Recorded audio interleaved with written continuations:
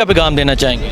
मैं ये पैगाम देना चाहूँगा कि आप पिचके हुए लोटे, ये लोटे देख लें, ऐसी हालत होगी आप लोगों की, ऐसी हालत होगी, हल्कों में ना निकलेगा। नौजवान खुददार गैरतमंद जागे हुए नौजवान आपका पीछा करेंगे और घरों तक पीछा करेंगे। इन्होंने कौम की गैरत और इज्जत पे सौदा किया है, ये हम नहीं छोड़ेंगे इनको, ये नौजवान इनका पीछा करेंगे। सरदारी बनोगे, नवाज बनोगे, इमरान बनोगे, इमरान बनोगे, इमरान बनोगे।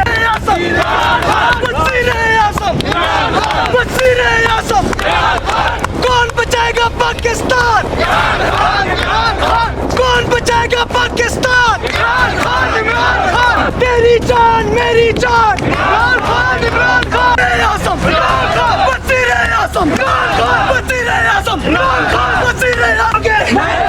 सरदारी बनोगे, नवाज बनोगे, दीवाना बनोगे, डीजल बनोगे।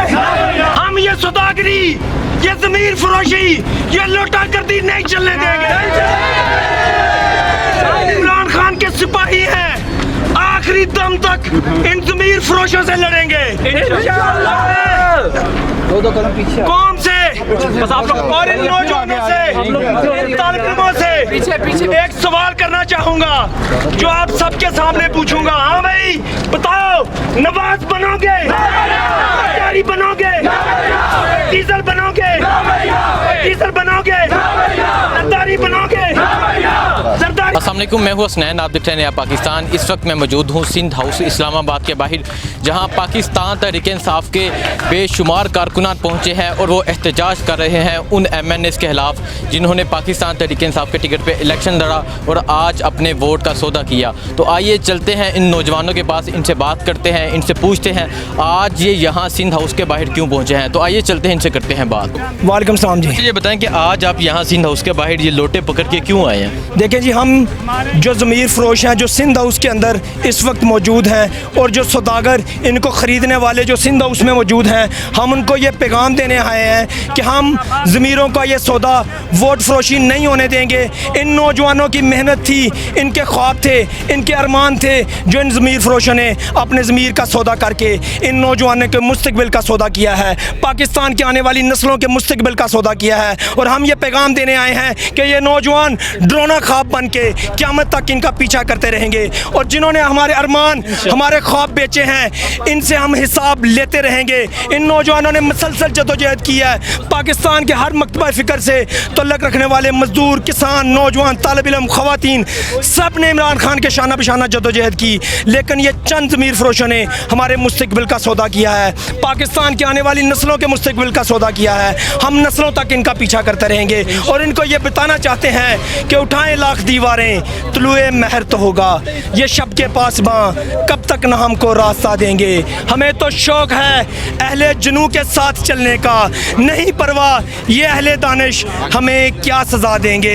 हमारे जहन में एक आज़ाद मुस्तकबिल का नक्शा है, ज़मीन के ज़र्रे ज़र्रे का मुकद्दर जगमगा देंगे। और आज जो खामोश बैठे हैं, आज जो मीडिया में भी खामोश लोग बैठे हैं, आवाज़ बुलंद नहीं करना चाह रहे, उनको भी ये पैगाम देना चाहता हूँ कि इमरान खान एक आखिरी उम्मीद है और आखिरी शेर के साथ कि हमारे कत्ल पर जो आज है खामोश, कल जालिब बहुत आंसू बहाएंगे, बहुत दादे वफा देंगे, बहुत दादे वफा देंगे। आज आप यहाँ सिंध हाउस के बाहर लोटे पकड़ के क्यों पहुँचे हैं? आज हम सिंध हाउस के सामने ये लोटे पकड़ के इसलिए पहुँचे, खाली लोटे नहीं, पिचके हुए लोटे। हम इनके अंदर जो चोर डाकू बैठे हुए हैं, जो ज़मीर फरोश बैठे हुए हैं, हम उनको बताना चाहते हैं कि जो हाल आपने किया, जो कौम का मैंडेट आपने चोरी किया और उसके आपने ख़िलाफ़ ये अपना ज़मीर बेचा, अवाम आपको आपके हलकों में भी नहीं छोड़ेगी, आपके घरों तक पीछा करेगी, आपके अगले नस्लों तक पीछा करेगी। और आप अगर अपने हलकों में निकलेंगी तो आपकी हालत ऐसी हो जाएगी।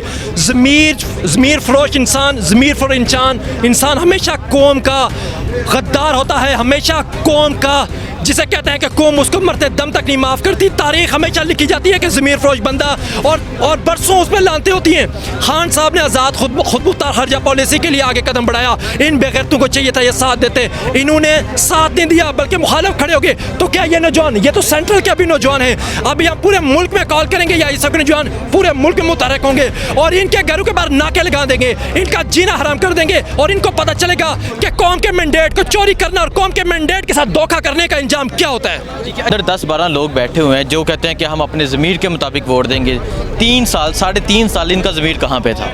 वही मैं पूछ रहा हूँ कि 3.5 साल इनका ज़मीर मरा हुआ था। इनके ज़मीर को तो बल्कि इनके जोश को उबाला मारना चाहिए था कि जब खान साहब ने आज़ाद खुद मुख्तार खर्जा पॉलिसी का कहा, खान अमेरिका को एब्सोल्युटली नॉट कहा, इनकी तो खुददारी तब जागनी चाहिए थी कि अमेरिका ने हमारे हज़ारों मुसलमान बेगुनाह मुसलमानों को शहीद किया, हमारी खुद मुख्तारी हमारी सोवरेनिटी को चैलेंज किया।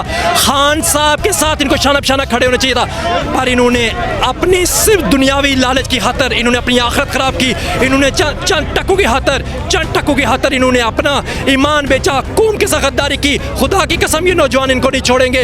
ये नौजवान इनके घरों तक पीछा करेंगे, इनकी नस्लों तक पीछा करेंगे और तारीख में इनको निशाने इबरत बना देंगे इंशाअल्लाह। आप क्या पैगाम देना चाहेंगे? मैं ये पैगाम देना चाहूँगा, क्या पिचके हुए लोटे, ये लोटे देख लें, ऐसी हालत होगी आप लोगों की, ऐसी हालत होगी, हल्कों में ना निकलेगा। नौजवान खुददार गैरतमंद जागे हुए नौजवान आपका पीछा करेंगे और घरों तक पीछा करेंगे। जो तहरीक अदम एतमाद पेश की गई है, अपोजिशन अब दावा कर रही है कि हमारे पास शख्सियत आ चुकी है, अब हम कामयाब होंगे, आप क्या समझ रहे हैं? देखें वो तो वक्त ही बताएगा, अभी 9-10 दिन पड़े हुए हैं, उससे पहले 27 को ही पता चल जाएगा कि अवाम किसके साथ खड़ी है, पहली बात। दूसरी बात, अदम एतमाद अगर उन्होंने अपने पत्ते खेल लिए तो खान साहब भी कप्तान हैं और दुनिया के माने हुए कप्तान हैं, उन्होंने भी अपने पत्ते रखे, वो आखिरी दम पता चलेगा और वो भी इनको ना सिर्फ अदम एतमाद में शिकस्त होगी बल्कि 2023 में भी इनको 2/3 अक्से से इनको शिकस्त होगी और 2/3 अक्से से हम इंशाल्लाह जीतेंगे। ये बताएं, जो 30 करोड़ 40 करोड़ बोली लग रही है, ये पैसा कहाँ से आया? CIA अमेरिका, ये वही तो बात है कि आज़ाद खुद मुख्तार खारजा पॉलिसी के ऊपर इन्होंने हमला किया है, इन्होंने कौम की गैरत और इज्जत पे सौदा किया है। ये हम नहीं छोड़ेंगे इनको, ये नौजवान इनका पीछा करेंगे, ये पैसे वहाँ से आ रहे हैं। की दुआ से जंग लड़ेगी, जंग लड़ेगी, इंसाफ करेगी, एहतिसाब करेगी।